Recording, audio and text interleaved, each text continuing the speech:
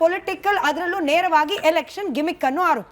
ಕಾಂಗ್ರೆಸ್ ವಕ್ತಾರರು ಇತಿಹಾಸದ ಒಂದು ಪಾಠ ಹೇಳ್ತಿರ್ಬೇಕಾದಾಗ ಅವ್ರು ಮಾಡಿರೋದ್ರ ಬಗ್ಗೆ ನಾವು ಕ್ರೆಡಿಟ್ ನಾವು ಮಾಡಿದ್ದು ಅಂತ ಒಪ್ಕೊಳ್ಳೋಣ. ರಾಜೀವ್ ಗಾಂಧಿ ಅವರ ನೇತೃತ್ವದಲ್ಲಿ, ಅದಾದ ನಂತರ PV ನರಸಿಂಹರಾವ್ ಅವರ ನೇತೃತ್ವದಲ್ಲಿ ಪಂಚಾಯತ್ ರಾಜ್ ಸಿಸ್ಟಮ್ ಅಲ್ಲಿ ಬಂದಿರುವಂತಹ ರಿಸರ್ವೇಷನ್ ಹಾಗೆಯೇ ಒಪ್ಕೊಳ್ಳಿ. ಇವತ್ತು ತಂದಿರುವಂಥದ್ದು ನನಗೆ ನಿಮಗೆ ಉಪಯೋಗ ಆಗುವಂತಹ ಮಹಿಳಾ ಮೀಸಲಾತಿ ಲೋಕಸಭೆಯಲ್ಲಿ ಮತ್ತೆ ವಿಧಾನಸಭೆಯಲ್ಲಿ ನರೇಂದ್ರ ಮೋದಿ ಅವರನ್ನ ಒಪ್ಕೊಳ್ಳಿ.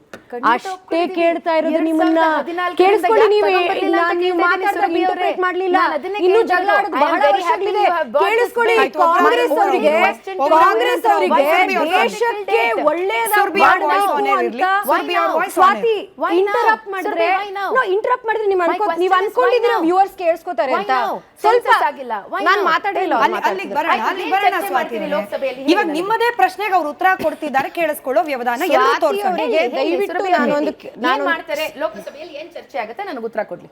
ಸ್ವಾತಿ ಅವ್ರು ಕೇಳಿಸ್ಕೊಳಕ್ ಇಷ್ಟ ಇದ್ರೆ ಬೇರೆಯವರು ಮಾತಾಡ್ಬೇಕು ಅಂತ ಕಾಂಗ್ರೆಸ್ ವಕ್ತಾರರಿಗೆ ಒಂದ್ ಸ್ವಲ್ಪ ಆಸೆ ಇದ್ರೆ ದಯವಿಟ್ಟು ನೀವು ಮಾತಾಡ್ತಾ ಇದ್ರೆ ನಾವು ಸುರ್ಬಿ ಅವ್ರ ವಾಯ್ಸ್ ಮಾತ್ರ ಇರಲಿ ಫಾರ್ 1 ಮಿನಿಟ್. ಸುರ್ಬಿ ಅವ್ರ ವಾಯ್ಸ್ ಮಾತ್ರ ಇರಲಿ ಫಾರ್ 1 ಮಿನಿಟ್. ನನಗೆ ಇನ್ನೂ ಆಮ್ ಆದ್ಮಿ ಪಕ್ಷದ ವಕ್ತಾರರಿದ್ದಾರೆ, MLC MLAಗಳು ಕಾಯ್ತಾ ಇದ್ದಾರೆ, ಕೇಳಿಸ್ಕೊಳ್ತಾ ಇದ್ದಾರೆ. ಸೊ ಬೆಟರ್ ನಾವು ಒಬ್ಬರಾದ್ಮೇಲೆ ಒಬ್ರು ಮಾತಾಡೋಣ. ಕಾಂಗ್ರೆಸ್ ನಾಯಕರಲ್ಲಿ ಅವರಲ್ಲೇ ಕನ್ಫ್ಯೂಷನ್ ಇದೆ, ಮಹಿಳಾ ನಾಯಕರಲ್ಲಿ ಕನ್ಫ್ಯೂಷನ್ ಇದೆ. ನಾವು ಯಾಕೆ ಇದನ್ನ ವಿರೋಧಿಸ್ತಾ ಇದೀವಿ, ನಿಜವಾಗ್ಲೂ ಫ್ಲೋರ್ ಆಫ್ ದ ಹೌಸ್ ಅಲ್ಲಿ ವಿರೋಧಿಸ್ತೀವೋ ಇಲ್ವೋ ಅಂತ. ಟೈಮಿಂಗ್ ಅಂಡ್ ಇಂಟೆಂಟ್ ಬಗ್ಗೆ ಮಾತಾಡ್ತಾ ಇದ್ದೀರಾ.